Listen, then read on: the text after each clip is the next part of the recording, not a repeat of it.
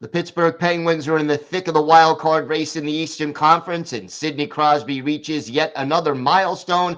Hunter Hodies of Locked On Penguins is here to talk about that and all things Penguins next on the Locked On NHL podcast. You're Locked On NHL, your daily podcast on the National Hockey League. Part of the Locked On Podcast Network, your team every day.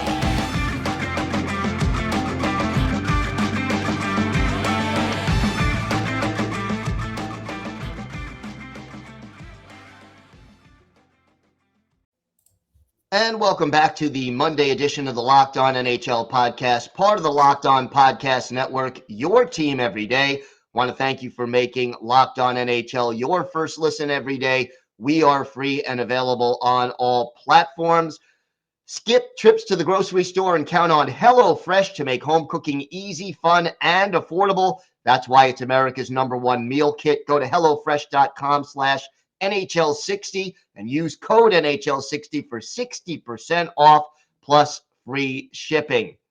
It is my pleasure to welcome back to the show the host of Locked On Penguins, Hunter Hodies. And Hunter, let's start with Sidney Crosby. The milestones just keep on coming.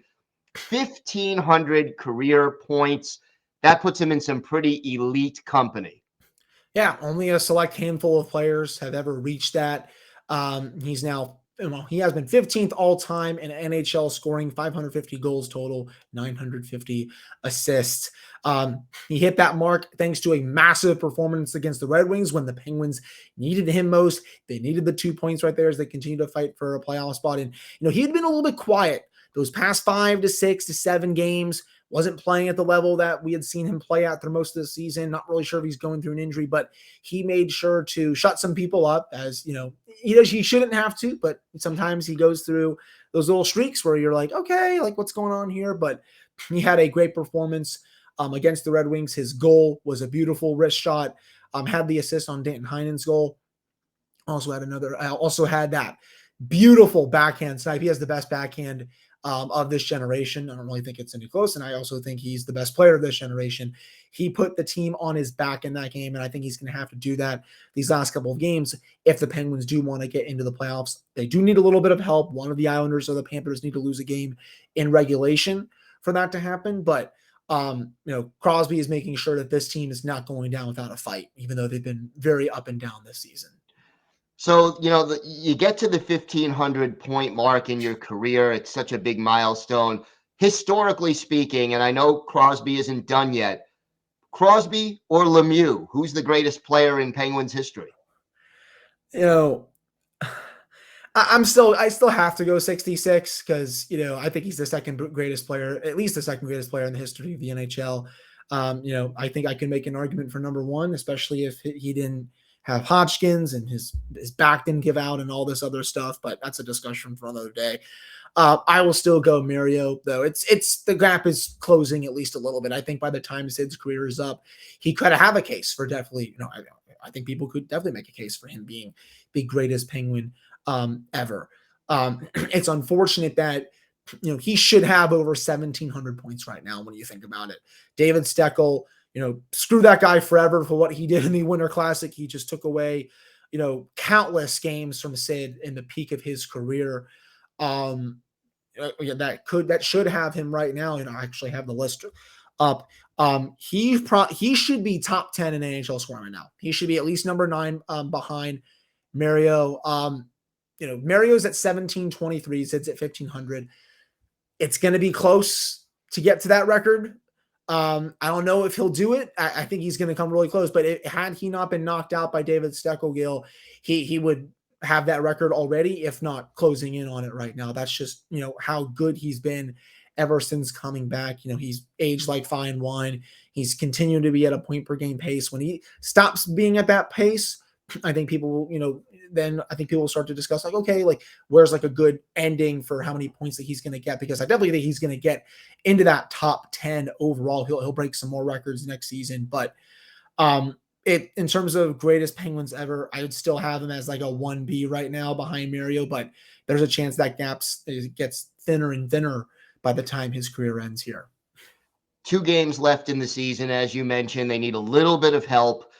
What to you is the thing that the Penguins need to do better over these last two games to give themselves a maximum chance to make the playoffs? Yeah, I mean, I want to see the special teams be better. You're playing against two of the worst teams in the league. They have really bad special teams units. Penguins should have a massive advantage, even though the power play is ranked in the middle of the pack and in the penalty kill is ranked in the bottom third. They're still better than the Blue Jackets and the Blackhawks, Spirit people. Those teams are legitimately tanking right now, especially the Blackhawks. They've lost 10 out of 11. Heck, the Blackhawks are going to come into that game on a back-to-back. They're playing Minnesota on Monday. There's no excuse to lose either of those two games. I want to see the goaltending continue to be well. Tristan Jarry, back-to-back starts now, Gil. 2 goals in 2 games. That's what we want to see from the number one netminder. I think he's going to get both of those starts just because the Penguins have not clinched a playoff spot, and who knows if they will. And I want to see them play with that sense of urgency and desperation. They kind of sleptwalked through the first 10 minutes of the game against Detroit.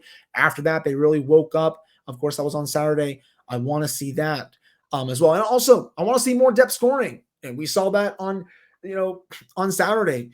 Danton Heinen comes through with a goal. Alex Nylander in a massive moment. He just got sent down. His first goal as a Penguin makes it 1-0.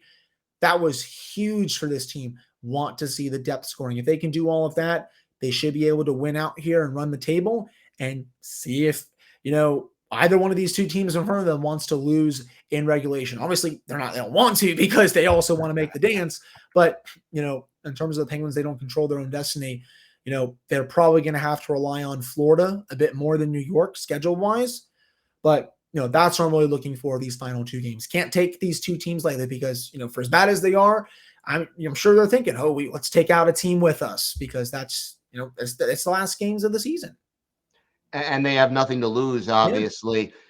Yeah. You mentioned the power play struggles, and you look at the names, Crosby, Malkin, Letang, Gunsel, and that's just, 4 of the 5 guys on the top unit.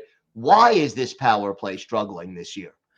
It's very weird. I feel like a lot of times they just want to do their own thing on the top power play. They just don't want to take coaching advice from Tar Reardon or Mike Sullivan. I know Reardon runs the power play, but I know Mike Sullivan is directly involved in it as well. I was tweeting this on Saturday. It just looks like no opposition has any respect for the Penguins power play. It's the zone entries are horrendous. I watched them gain the zone time after time. Puck just goes back down. Minute goes by. Oh, time change in the second unit. Same thing happens. It's just they try to do their own thing and it's not working. They need to get back to basics and, stop with this stupid drop pass. Stop trying to go 1-on-4, 1-on-3 or whatever. The perimeter passing is also very annoying. So a couple of my buddies, when I go to the games, they call it when they do the Powerball power play, it's the Powerball passing play because it seems like all they do on the power play is just, we're going to go to the right half wall. We're going to go to the point, other point, right, left half wall, back. It's just and they don't develop any good scoring chances. And I think as a result, you've been seeing a power play that's been very lethargic this season. It's honestly a miracle, Gil, that they are in the middle of the pack because when you watch it on a nightly basis, it looks like it's one of the worst units in the league. And it shouldn't be because they have some world-class talent on it. So, that's really, I think, the main reasons why I think the power play has not been good. I also think they try to Harlem Globetrotter it. They look for that perfect play. They try to get on SportsCenter's top 5 list every morning. But, just got to get back to basics. Get traffic in front of the net. Get to those high slot, those high danger areas. I think they've really missed, it's been a few years, they've really missed Phil Kessel on that left half wall, someone who can both shoot and is a great playmaker. Penguins just haven't had that kind of player there since he left. And I also think that's a reason why it's been struggling a little bit, not just this season, but the last couple of seasons as well. Hunter, why don't you tell our viewers and our listeners where they could find the podcast and where they could find you on social media? Yeah, you can follow me on Twitter at Hunter Hodies. The show's Twitter is at @Elmore Penguins. And you can follow the Locked On Penguins podcast, wherever you get your podcasts.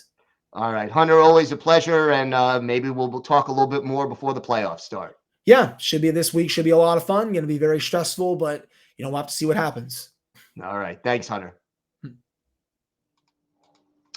Today's episode is brought to you by FanDuel. Grand slams, no-hitters, and double plays are back, and there's no better place to get in on the MLB action than FanDuel, America's #1 sportsbook.